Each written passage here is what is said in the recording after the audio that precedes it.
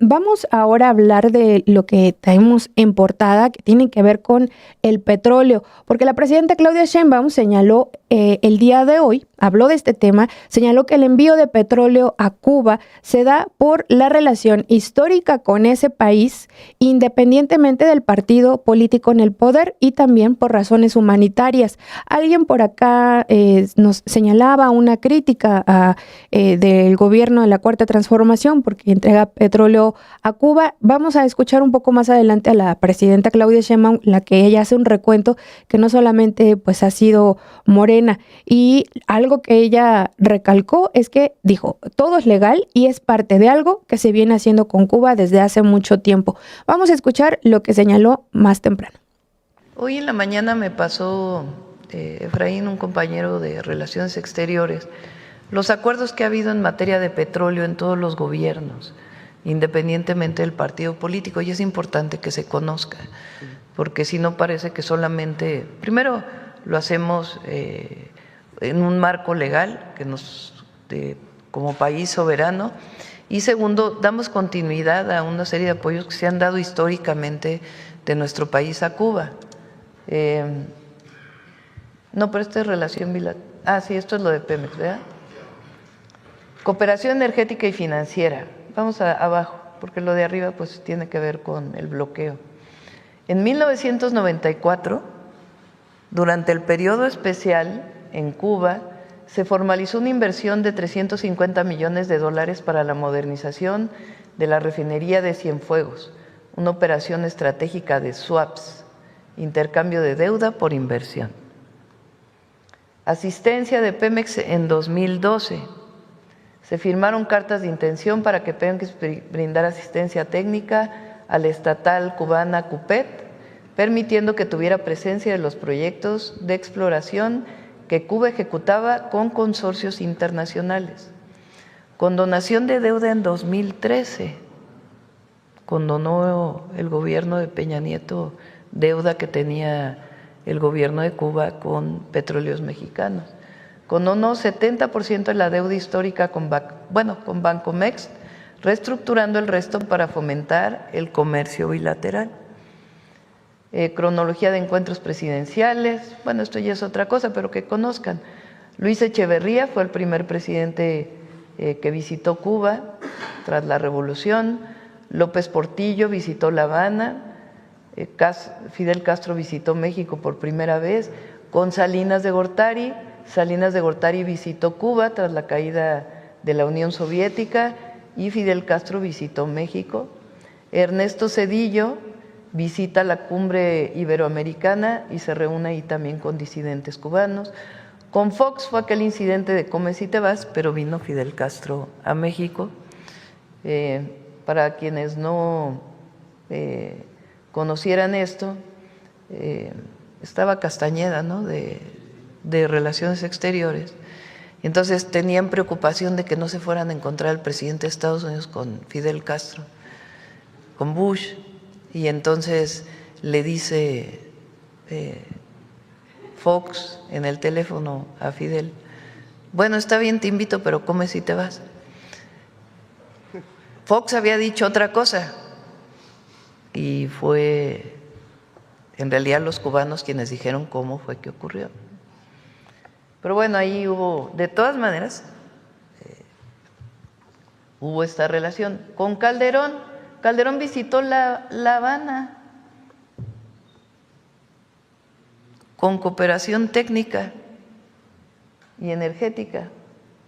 Peña Nieto visitó La Habana y Raúl Castro visitó Mérida, visitó México. López Obrador visitó La Habana y Díaz-Canel visitó México varias veces, y con nosotros la visita de Díaz-Canel durante la toma de posesión, junto con otros presidentes.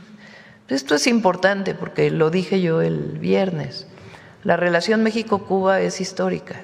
México fue el único país que se opuso en el primer momento al bloqueo. Entonces, independientemente del partido político, ha habido relación México-Cuba. No es algo nuevo, no es una situación nueva. Y todo se hace en el marco de la ley y también por motivos humanitarios también al pueblo de Cuba. Cuéntenme qué opinan sobre esto, el envío de petróleo de México a Cuba. Y miren, ha habido muchísima crítica. En otras ocasiones ya le han preguntado a la presidenta Claudia Sheinbaum. Las preguntas, más que preguntas, en realidad han sido cuestionamientos, casi reclamos de por qué está enviando nuestro petróleo a ese país.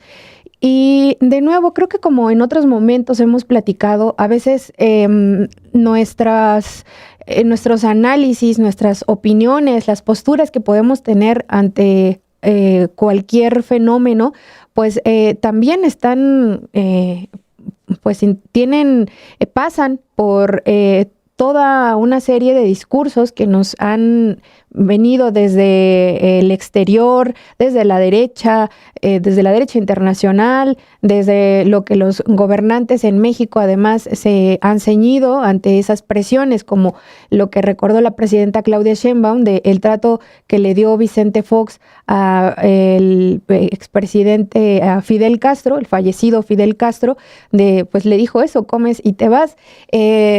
También pues Vicente Fox con cero habilidad, además de el trato que se tenía histórico con Cuba, cero conocimiento, y las personas que estaban a cargo de la diplomacia en ese momento, pues bueno, se acercan más a la ignorancia que también tiene la diplomacia estadounidense. Y parte de las críticas a veces también pueden venir justamente de toda esta narrativa que hay desde Estados Unidos, también desde Europa, pero por supuesto sobre todo Estados Unidos, de dejar de la manera más aislada a Cuba. Aquí veía un comentario, muchísimas gracias, déjame ver si lo puedo recuperar. Muchísimas gracias, Eduardo. Te enviamos un saludo. Dice: mi familia cubana solo tiene de 4 o 5 horas energía eléctrica, mientras la élite política en La Habana tiene plantas de luz privadas. Esto, como también les mencionaba en otro momento, es parte también, sí, de lo que tiene que entrar en este análisis. Sin embargo, nuevamente, no podemos saber si hubiera funcionado, por ejemplo, en el caso de Cuba, la Revolución Cubana, si no hubiera sido por este bloqueo ilegal, por cómo el gobierno de Estados Unidos de verdad ha tenido gran empeño por ir exterminando y dejando en estas condiciones a la población cubana. La presidenta Claudia Sheinbaum en otro momento lo ha dicho: cuando se realiza un bloqueo a un país no es al gobierno, es al pueblo.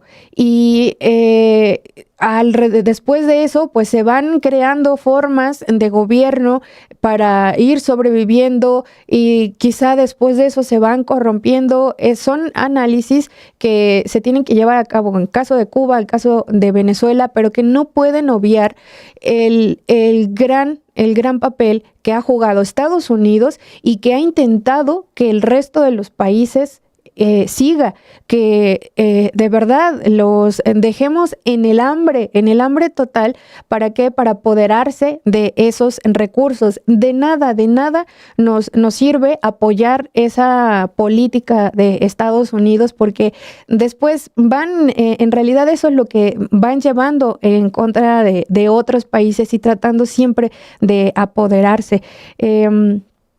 Nos dice Alina Castro, que le mandamos un saludo, dice: aquí vienen muchos médicos cubanos, en el hospital de mi municipio hay médicos de Cuba, muchísimas gracias. Dice Eduardo: ayudar a Cuba sí, siempre y cuando le regrese al pueblo cubano su derecho a votar, a expresar, a salir a Cuba libremente. Sí, como les señalaba, de nuevo, en esas restricciones del gobierno cubano no pueden solamente tomarse de manera que es solo el gobierno cubano, sin tomar en cuenta todas las restricciones ilegales y pues totalmente inhumanas de Estados Unidos y el resto de los países que le han hecho segunda.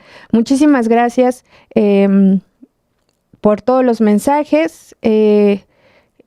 Ahora, hablando además justamente del petróleo y de cómo Estados Unidos sigue inmiscuyéndose en la vida de los países, tratando de derrumbar la soberanía de los países, pues vamos a hablar de Venezuela, porque las Fuerzas Armadas de Estados Unidos se apoderaron de un segundo buque petrolero de Venezuela. Esto lo confirmó la secretaria de Seguridad Nacional de Estados Unidos, Kristi Noem, quien compartió un video de esta operación. En sus redes sociales, la funcionaria estadounidense informó que la intercepción del buque ocurrió antes del amanecer del sábado 20 de diciembre.